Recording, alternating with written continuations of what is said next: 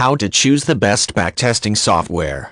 Backtesting software is designed to simulate how well a particular trading strategy would have worked over a specific previous period.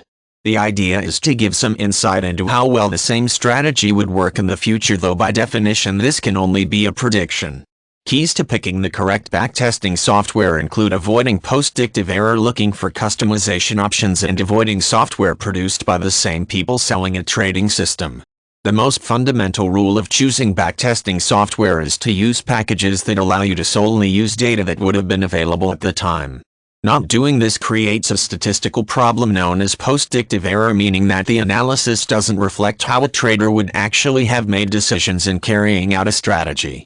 One example of this would be if the software worked with closing prices only. This isn't a realistic situation, as by the time the price became available for the hypothetical trader to have made a decision, the market would have closed. The most accurate way to avoid post-predictive error is to carry out the backtesting entirely manually. As this isn't usually practically efficient, it's important to use software that allows as much customization as possible. Generally, the more automated and rigid the software, the more likely it is to include post-predictive error.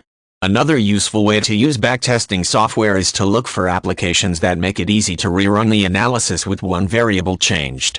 For example, a trader might be planning a strategy that includes selling any stock that has lost 35% of its value.